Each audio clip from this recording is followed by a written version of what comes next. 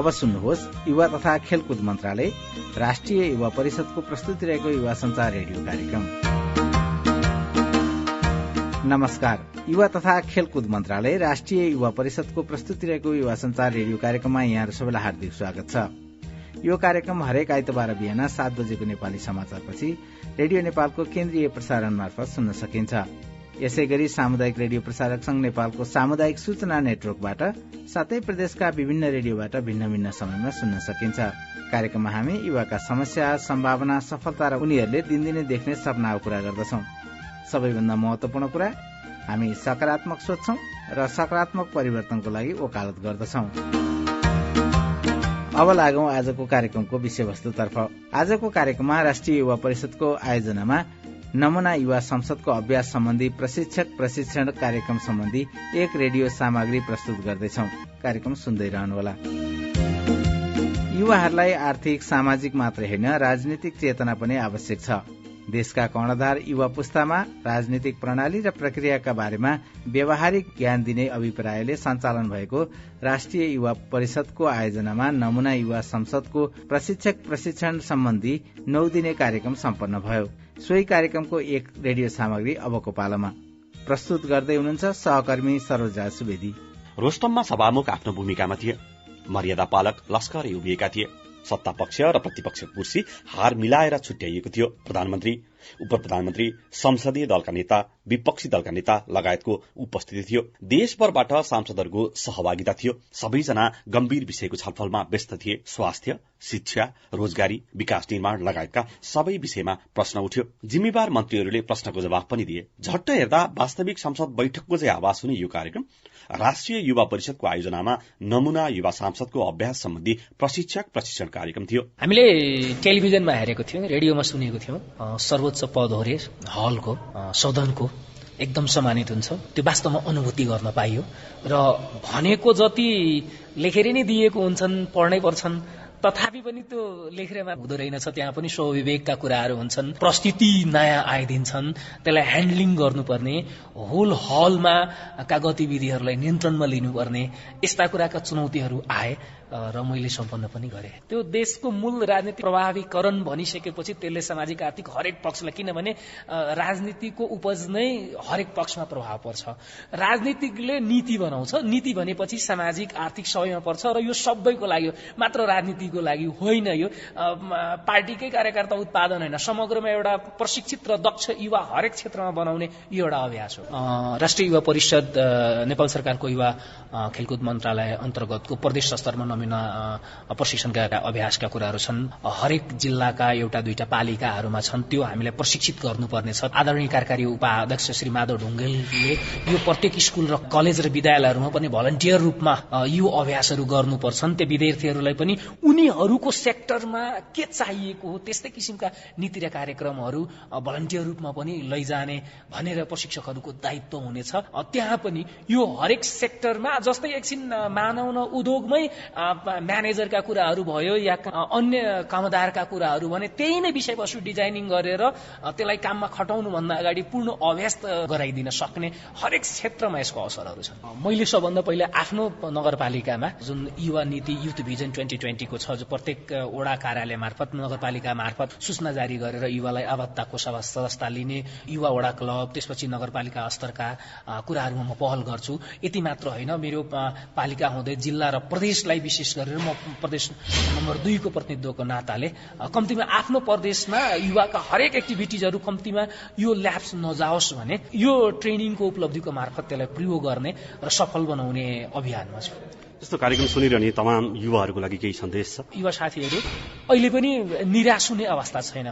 हाम्रो देशभित्र पनि थुप्रै अपर्च्युनिटीहरू छ, त्यसको खोजी गर्नुपर्ने बेला तपाईँलाई छ। संसारका सुविधाहरू पनि थुप्रै छन्, त्यसमा हेर्नु र गतिविधिमा यहाँ यो यस्तै होइन, यसले एउटा सानो एक्टिभिटिजले पनि तपाईँको जीवन ठूलो परिवर्तन हुन सक्छ। यस्तो किसिमका गतिविधिहरू रचनात्मक कार्यमा, व्यावहारिक अभ्यासमा संलग्न हुन म आह्वान गर्दछु। देखिने र पढिने विषयभन्दा आफैले भोग्दाको अनुभव बताउँदै थिए भक्तपुर जिल्लाको नगरकोटमा सम्पन्न भएको 9 दिने यो कार्यक्रममा संघीय सभामुखको भूमिका निर्वाह गरेका रौतहटका धर्मेन्द्र प्रसाद सिंह। उनी जस्तै देशभरबाट छानिएका सहभागी युवाहरूको बुझाइ खासै फरक थिएन।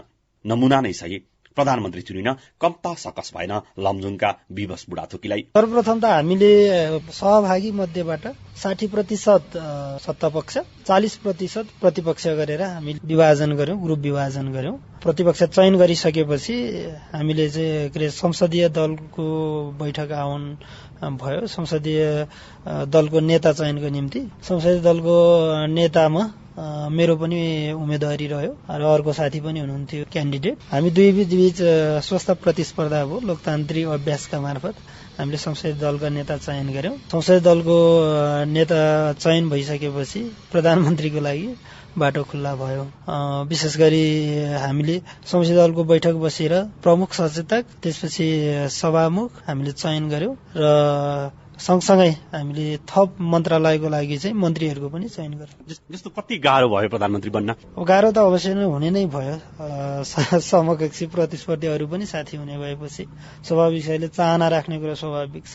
भोलि त्यहाँ हामीले मानेको सांसदहरूको मत जित्नु पर्यो हैन, बहुमत ल्याउनु पर्यो, संसदीय दलको नेता चयन हुनु पर्यो। प्रक्रिया त गाह्रै छ। सम्मानित सभाको गरिमा अनुरूप आफूलाई प्राप्त पदीय जिम्मेवारी वहन गर्दा नमूना नै किन नहोस्, वास्तविकता नजिक नै हुन्छ। प्रदेश सभा सभामुख लगायत कार्यशाला अवधिभर विभिन्न भूमिका निर्वाह गरेकी कास्की पोखराकी रोजिना आचार्य छेत्रीले संसदीय अभ्यासको वास्तविकतासँगै पदीय भूमिका र प्रक्रियाका बारेमा जान्ने अवसर पाइन्। निकै नै एकदम त्यो हामीले बाहिरबाट झट्ट हेर्दाखेरि त खासै त्यति कम्प्लिकेटेड हुँदैन जस्तो लाग्छ हैन। तर हिजो म जब सभामुखको भूमिकामा थिएँ एकदमै सानो सानो एकदमै त्यो टेक्निकल कुरामा धेरै ध्यान दिनुपर्ने रहेछ कि अब सानो शब्दहरूमा मात्रै हैन। अब त्यो संसदमा चाहिँ माननीयज्यूहरू चाहिँ हल्ला गरिदिनु भयो भने हल्ला नगरिदिनु अनुरोध गर्छु भन्न पनि नपाइने रहेछ। त्यो अनुरोध शब्द पनि प्रयोग गर्न नपाइने रहेछ, किन भन्दा सभामुख त त्यो सभाको सबैभन्दा ठूलो मान्छे हुनुहुन्छ। त्यही भएर त्यो सानो सानो शब्दहरू अनि त्यसमा एकदमै धेरै ध्यान दिनुपर्ने रहेछ। एकदमै टेक्निकल चाहिँ हुँदो रहेछ जस्तो मलाई फिल भयो। त्यो सदनको गरिमालाई कायम राख्न हैन।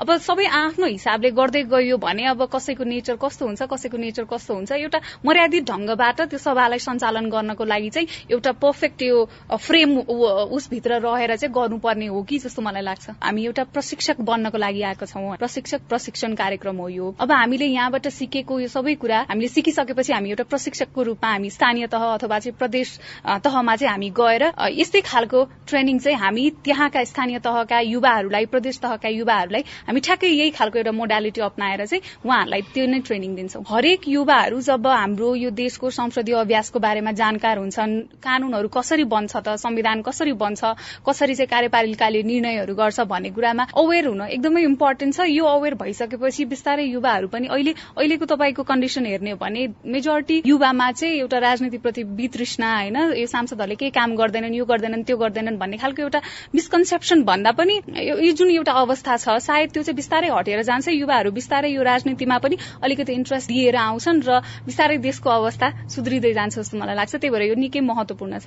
यस्तो कार्यक्रममै सुनेर बसिराख्ने युवाहरू धेरै हुनुहुन्छ, उहाँहरूलाई के सन्देश दिनुहुन्छ? उहाँहरूलाई अब कस्तो भन्दा हामीले आएर यो संसदीय अभ्यासको बारेमा जानकारी लिनु, कार्यपालिकाले निर्णय कसरी लिन्छ, व्यवस्थापिकाले कसरी कानून बनाउँछ भन्ने कुरामा यो कुराको बारेमा सिक्नु भनेको तपाईँ डिरेक्टली गएर तपाईँ सांसद नै हुनको लागि सिक्ने हो अथवा तपाईँ केही नेता नै बन्नको लागि एकदमै त्यो मेन स्ट्रिम पोलिटिक्समै आउनको लागि सिक्ने हो भन्ने कुरा होइन। यो यस्तो खालको ट्रेनिङले चाहिँ तपाईँको क्यापेसिटी बिल्डिङ गरेर अहिलेको युवाहरूलाई मलाई के लाग्छ भन्दाखेरि हामी भनेको अब ढुङ्गामुढा बोकेर अथवा कुनै पनि पार्टीको झोला बोकेर हिँड्नै पर्छ भन्ने अवस्था त अहिले छैन नि त। अहिलेको लागि मलाई एकदमै इम्पोर्टेन्ट कुरा के चाहिँ चाहिन्छ जस्तो लाग्छ भन्दा हरेक युवा चाहिँ आफ्नो एउटा क्यापेसिटी बिल्डअप गरेर आफ्नो क्षेत्रमा चाहिँ एकदमै पर्फेक्ट हुनुपर्छ जस्तो मलाई लाग्छ। त्यही भएर यस्तो खालको ट्रेनिङहरूले युवाहरूको चाहिँ एउटा सर्वाङ्गीण पर्सनालिटी डेभलपमेन्ट, क्यापेसिटी डेभलपमेन्टको लागि चाहिँ धेरै हेल्पफुल हुन्छ र एक्सपोजर पनि पाइन्छ जस्तो मलाई लाग्छ। त्यही भएर यो चाहिँ निकै महत्त्वपूर्ण छ भनेर म भन्न चाहन्छु। 9 दिने कार्यशालामा देशभरबाट छनौटमा परेका 50 जना युवाहरूको सहभागिता थियो। नमूना युवा सांसदको अभ्यासमा सहभागी युवाहरूले सैद्धान्तिक र व्यवहारिक प्रयोग मार्फत संसदीय अभ्यास गरेका थिए। आफूले सिकेको सिपलाई अन्य युवाहरूमाझ पुर्याउने जिम्मेवारी सहित सम्पन्न भएको उक्त कार्यशालाले सिपसँगै काँधमा जिम्मेवारी बोकाएर पनि पठाएको छ। नेपालगञ्ज बाँकेका मोहम्मद साहिल अन्सारी। कानून निर्माण कसरी हुन्छ, कसरी संसदमा मन्त्रीज्यूले विधेयकलाई टेबल गर्नुहुन्छ र त्यो विधेयकमा पनि सैद्धान्तिक छलफल कसरी हुन्छ र त्यो विषयमा जुन विधेयक आएको हुन्छ त्यो विधेयकलाई विषयगत समितिमा पठाउने कुराहरू, दफावार छलफलका कुराहरू हुन सक्छ। त्यसपछि फेरि संसदभित्र आउँछ, त्यसमा फेरि छलफल हुन्छ र त्यो निर्णय प्रस्तुत हुन्छ पनि। यो विषयमा पनि सिकियो। त्यसपछि नीति तथा कार्यक्रमको विषयमा, नीति तथा कार्यक्रमको पनि छलफलको विषयमा शून्य समय के हो, विशेष समय के हो, कुन बेला प्रधानमन्त्रीले बोल्नुहुन्छ, कुन बेला मन्त्रीज्यूहरू बोल्नुहुन्छ, कुन बेला प्रतिपक्ष दलका नेताजीले बोल्नुहुन्छ, सचेतक के हो, प्रमुख सचेतक को हो, मुख्य सचेतक को हो, यथावत विषयलाई निकै अभ्यास रूपमा चाहिँ हामीले सिक्ने चाहिँ मौका चाहिँ प्राप्त भयो। म हिजो मात्रै म प्रदेश सभाको म सामाजिक विकास मन्त्रीको म भूमिका खेलेको थिएँ र हाम्रो माननीय सदस्यहरूले के ल्याउनु भन्दाखेरि यो विश्वव्यापी रूपमा फैलिएको कोभिड-19 को नियन्त्रणका लागि प्रत्येक जिल्लामा पीसीआर निशुल्क गरी अस्थायी अस्पताल निर्माण गरियोस् भन्ने जरुरी सार्वजनिक महत्वको प्रस्ताव। अनि यो कुरा त हामीलाई त हिजो थाहा थिएन नि त। आज हामीले यो कार्यक्रममा आइसकेपछि यसरी जरुरी सार्वजनिक महत्वको प्रस्ताव दर्ता हुन्छ, यसरी यसको प्रस्ताव हुन्छ, यसरी यसको समर्थन हुन्छ, त्यसपछि निर्णय प्रस्तुत हुन्छ भन्ने विषयमा यी एकदम महत्वपूर्ण विषयहरू चाहिँ सिक्ने मौका प्राप्त भयो र भोलिका दिनमा यो सिकेको कुराले हाम्रो व्यावहारिक जीवनमा पनि र सामाजिक जीवन पनि अति नै एउटा कोसेढुङ्गा साबित हुने मैले विश्वास लिएको छु। जस्तो तपाईले यो कार्यशालामा सिकेको कुरा अथवा युवा परिषदसँग जोडिएर अरू धेरै अन्य तपाईले व्यावहारिक सिकेका कुराहरूलाई चाहिँ तपाईभन्दा पछाडिका युवाहरूलाई कसरी ट्रान्सफर गर्नुहुन्छ? अब यो कार्यक्रमको उद्देश्य के हो त भन्दाखेरि अब नमुना युवा संसद सम्बन्धी हामीले टट गरिसकेपछि अब यो राष्ट्रिय युवा परिषदको अन्तर्गतको कार्यक्रम प्रत्येक जिल्लाको एक एकवटा पालिकामा यो कार्यक्रम छ। अब हामीले यहाँबाट गइसकेको हामी अब सहभागीहरू आफ्नो जिल्लामा र आफ्नो नजिकको जिल्लामा सहकार्य गर्ने, समन्वय गरेर त्यो ठाउँमा युथ पार्लियामेन्ट चलाउने, त्यो स्थानीय पालिकामा नमुना तथा नगर गाउँ सभा सञ्चालन गरेर युवाहरूलाई संसदीय अभ्यासको विषयमा कसरी स्थानीय स्तरमा नगर सभा हुन्छ, कसरी गाउँ सभा हुन्छ, कसरी योजना ल्याइन्छ, विधायन समिति के हो, अर्थ लेखा समिति के हो, त्यो विषयसँग सम्बन्धित कसरी त्यहाँ नीति तथा कार्यक्रम प्रस्तुत हुन्छ, कसरी कसले प्रस्तुत गर्छ, कसरी पारित हुन्छ, यी विषयहरूमा चाहिँ स्थानीय पालिकाहरूमा त्यो कुरा सिकाउने, सँगसँगै यति मात्र नभएर आफ्नो नजिकको कलेजहरूमा, स्कुलहरूमा युथ पार्लियामेन्टको अभ्यास एकदमै आवश्यक छ। हिजोको दिनमा हामीले मात्रै नेतालाई गाली गरेर बस्यौं, तर हामी भनेको आज त्यही ठाउँमा उभिएर एउटा सामाजिक विकास मन्त्री अथवा संसदको भूमिकामा रहेर त हामीलाई त अब त्यो जवाब दिनु पर्यो नि, कसरी कानून निर्माण हुन्छ, कसरी हामीले सरकार सञ्चालन गरिरहेका छौं, कसरी सत्ता सञ्चालन गरेर नागरिकको अधिकार कसरी रक्षा गर्न सकिन्छ। अहिले नेपालको संविधानको धारा यो 35 स्वास्थ्य सम्बन्धी हकको विषयहरू छ। यो यथावत कुरामा लिएर अब यो कोभिड-19 को पेन्डेमिक सिचुएसनमा कसरी नागरिकलाई हामीले स्वास्थ्यको अधिकार सुनिश्चित गर्न सकिन्छ, कसरी सरकार नागरिक प्रति जवाबदेही बन्न सक्छ, कसरी हामी पारदर्शी हुन सक्छौं, कसरी हामी नागरिक प्रति एकदम सजग भएर नागरिकको हक अधिकार संरक्षणको लागि काम गर्न सक्छौं भने त यो विषय एकदम महत्वपूर्ण रह्यो। वास्तविक स्थानीय सभा सञ्चालनको अनुभव समेत भएकी चन्द्रागिरी नगरपालिकाकी उपप्रमुख लिसा नकर्मीलाई नमुना युवा सांसद अभ्यासले थप ऊर्जा थपेको छ। राष्ट्रिय युवा परिषद गठन पश्चात शुरू भएको नमुना युवा सांसदको अभ्यास सम्बन्धी कार्यक्रमले आफ्नो स्थानीय तहभित्रका युवाहरूलाई समेत सहभागी गराउने इच्छा जगाएको छ। वास्तविक अभ्यास र नमुना अभ्यासमा फरक त भइहाल्छ हैन। अब यहाँ चाहिँ जुन अहिले स्थानीय तह, यो जुन अहिले यहाँ भाइ बहिनीहरूको कुरा सुन्दाखेरिको क्रममा चाहिँ यो युवा परिषदले चाहिँ 2075 देखि नै तपाईको यो विभिन्न खालको यो युवा संसदीय अभ्यास भनेर चाहिँ सिकाइरहेको रहेछ। विभिन्न जिल्लामा पनि रहेछ। यो स्थानीय तहको पनि अहिले समावेश गरेको अवस्था छ, नगरसभालाई समावेश गरेको छ। यस अब डिफरेन्सिएसनकै कुरा गर्दाखेरिको क्रममा नमुना युवा सभा अथवा परिषद र हामीले गर्ने त अलिक थोरै बहुत डिफरेन्ट भइहाल्छ। तर यहाँ आउँदाखेरिको क्रममा एउटा के लाग्यो भने यो हुँदाखेरिको क्रममा चाहिँ सबैलाई यो सम्बन्धी चाहिँ जुन खालको नलेज गेन हुन्छ त्यसले चाहिँ कुनै पनि ठाउँलाई, त्यो ठाउँको युवाहरू भनौं, उनीहरूलाई चाहिँ आफ्नो नगरपालिकामा चाहिँ के भइदिए हुन्थ्यो, के गर्दाखेरि राम्रो हुन्छ भन्ने खालकोमा चाहिँ प्री डिस्कसन्सहरू धेरै मात्रामा उनीहरूले गर्न पाउँथे र कता लाने भन्ने खालको एउटा चाहिँ उनीहरूबाटै एक खालको छलफल हुन पाउँथ्यो। र अर्को कुरा भनेको चाहिँ स्थानीय तह यदि गलत ट्र्याकमा गएको छ कुनै सेक्टर नभए पनि त्यसलाई पनि युवालाई खोजेको के हो त, युवाले खोजेको के हो भन्ने कुरा चाहिँ यहाँबाट उठ्दाखेरिको क्रममा चाहिँ धेरै फाइदा हुने रहेछ जस्तो मलाई लाग्यो। बजेट चाहिँ कसरी माग गर्ने र कति बेला माग गर्ने हैन, मेयर उपमेयरले के पनि गरेन वा अरूले के पनि गरेन भन्ने खालको कुराहरू भइराख्दाखेरिको क्रममा अथवा भनिराख्दाखेरिको क्रममा चाहिँ कति बेला चाहिँ ठ्याक्क हामीले माग गर्दाखेरि चाहिँ पाइँदो रहेछ होइन, हामीले कस्तो कस्तो खालको माग गर्ने, के चाहिँ पूरा हुन सक्छ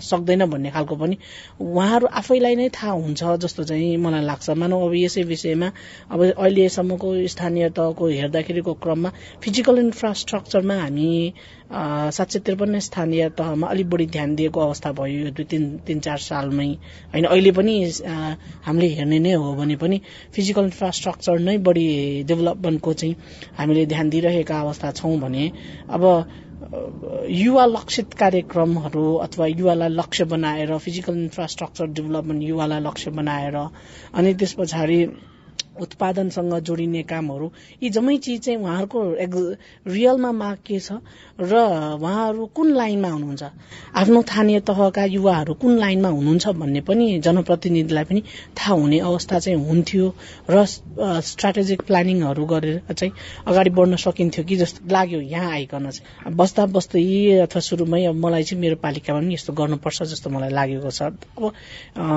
लागेको छ अब, तर अहिले तत्कालै कहिलेसम्म गर्न सक्छु भन्ने कुरा मात्रै मैले ठम्याउन सकेका छैन। किनभने मलाई त अहिले 4औं वर्षमा आएर बल्ल थाहा हुँदैछ भने मैले त्यहाँका जनप्रतिनिधिलाई पहिला यो के हो भन्ने कुरा बुझाउन सक्नुपर्छ, अदरवाइज त्यो यो सफलीभूत हुँदैन। अनि त्यो कारणले गर्दाखेरि केही समय चाहिँ लाग्न सक्छ कि जस्तो अनुभव भए मलाई। सहभागी युवाहरूलाई सैद्धान्तिक र व्यवहारिक ज्ञानमा सहजीकरण गर्न पक्कै सजिलो छैन। 9 दिन लामो बसाइमा सिक्दा र सिकाउँदा ऊर्जा खर्च हुने मात्र नभई बचत भएको समेत बुझाइ छ सहजकर्ता रमेश कुमार पौडेलको। 8 दिनको यस अनुभवबाट मलाई साँच्चै एउटा अनुभव भएको छ।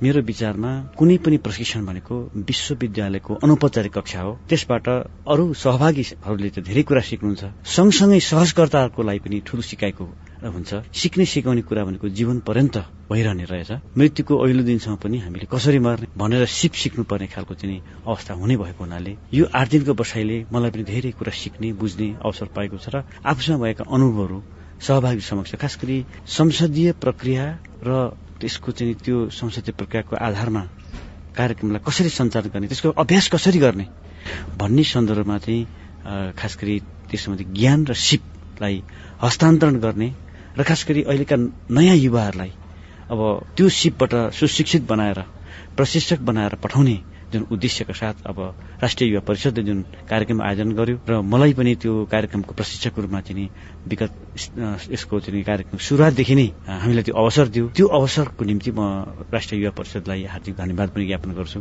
र यसरी 8 दिनको बसाइको क्रममा सहभागीहरू विभिन्न ठाउँहरू आएको फुलबारीमा आए जस्तो मलाई महसुस भयो।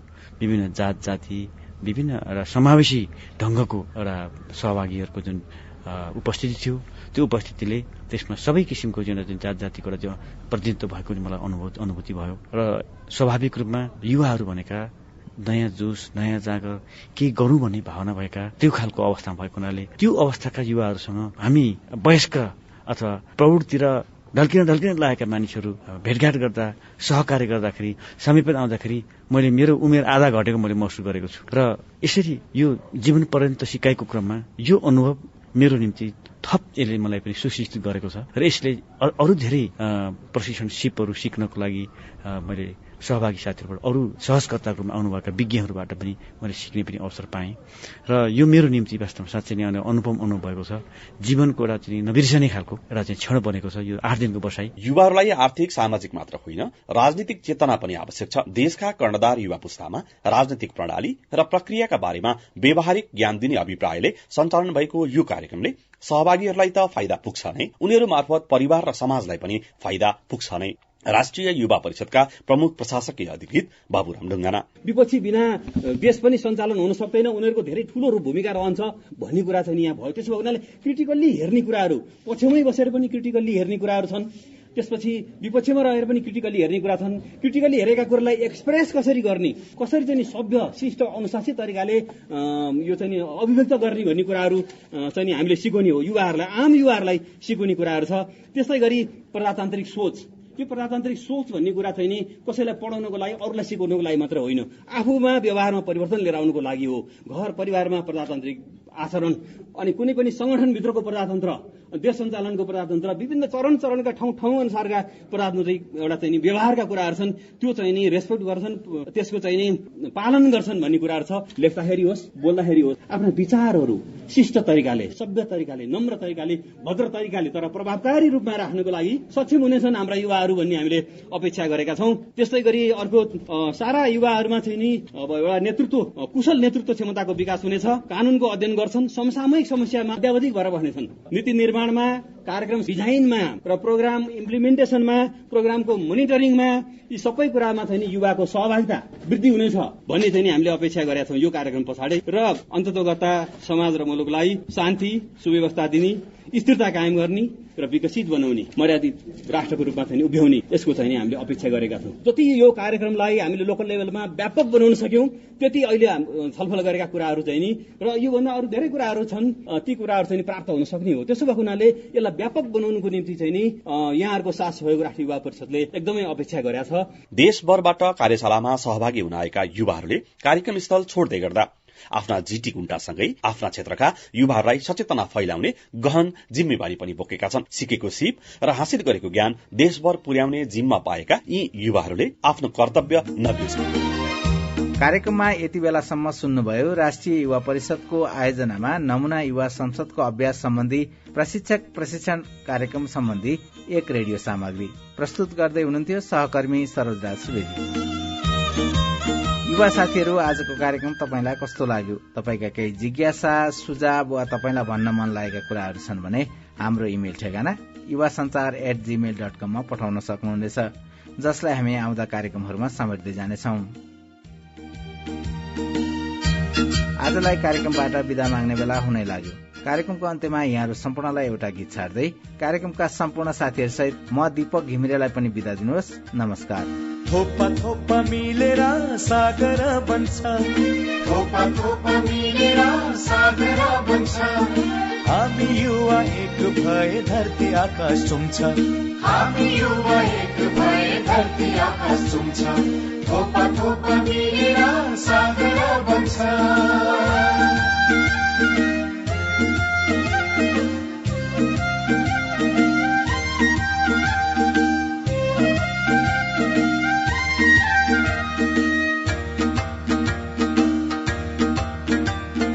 अन्याय र शिक्षाको कुरीतिलाई हटाई गाउँ शहर देश हुँदै विश्वलाई समय, अन्याय र शिक्षाको कुरीतिलाई हटाई गाउँ शहर देश हुँदै विश्वलाई समय।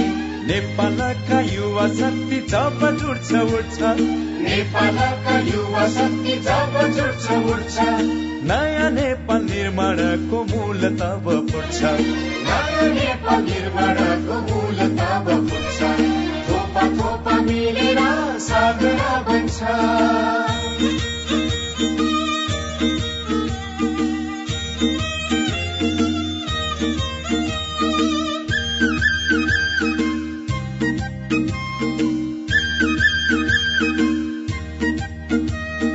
सब युद्ध आन्दोलनमा ढाल मात्रै होइन, युवा बिना विकासको कुनै आश छैन। सब युद्ध आन्दोलनमा ढाल मात्रै होइन, युवा बिना विकासको कुनै आश छैन। शान्ति विकास समानता खोज्दैछ यो माटो, शान्ति विकास समानता खोज्दैछ यो माटो, नयाँ युग बोलाउने युवा मूल बाटो, नयाँ युग बोलाउने युवा मूल बाटो, थोपा थोपा मिलेर सागर बन्छ, थोपा थोपा मिलेर सागर बन्छ, हामी युवा एक भए धरती आकाश चुम्छ, हामी युवा एक भए धरती आकाश चुम्छ, थोपा थोपा मिलेर